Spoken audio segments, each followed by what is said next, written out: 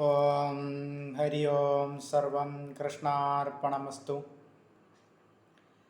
കന്നിക്കൂറിൽ ജനിച്ചവൻ സത്യവാനായും കൈകളും തോളും താണവനായും അന്യഭവനവും ധനവും ലഭിക്കുന്നവനായും ഇഷ്ടവാക്ക് പറയുന്നവനായും എല്ലാവർക്കും സ്നേഹമുള്ളവനായും ലജ്ജ കൊണ്ടിളകിയ നേത്രമുള്ളവനായും കാമാസക്തനായും അല്പപുത്രന്മാരോട് കൂടിയവനായും ശാസ്ത്രാർത്ഥവേത്താവായും ശാസ്ത്രാർത്ഥങ്ങളെ അറിയുന്നവനായും ധർമ്മബുദ്ധിയായും മൃദുല സ്വഭാവിയായും വളരെ നന്മകളോട് കൂടിയവനായും ഭവിക്കും.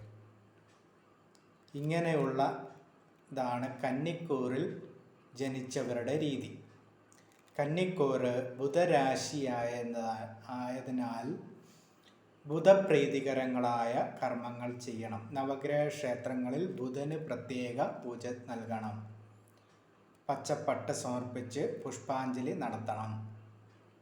ബുധൻ്റെ പ്രീതികരമായിട്ടുള്ള കർമ്മത്തിന് ശ്രീകൃഷ്ണ ക്ഷേത്രത്തിൽ ദർശനം നടത്തി പച്ചപ്പട്ട് സമർപ്പിച്ച് തുളസിമാല സമർപ്പിച്ച് പാൽപ്പായസം, വെണ്ണ, കദളിപ്പഴം, നെയ്വിളക്ക് എന്നിവയൊക്കെ സമർപ്പിച്ച് പ്രാർത്ഥിക്കുക. ബുധനാഴ്ച തോറും വ്രതമെടുത്ത് പ്രാർത്ഥിക്കുക. ബുധനാഴ്ചകളിൽ വീട്ടിൽ നെയ്വിളക്ക് കത്തിച്ച് പ്രാർത്ഥിക്കുന്നതുമൊക്കെ ഉചിതമായിട്ടുള്ള കർമ്മങ്ങളാണ്.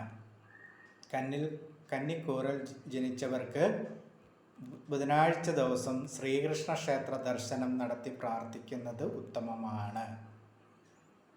ഇതാണ് കന്നിക്കൂറുപരമായിട്ടുള്ള വിശേഷങ്ങൾ. ഹരി ഓം സർവം കൃഷ്ണാർപ്പണമസ്തു.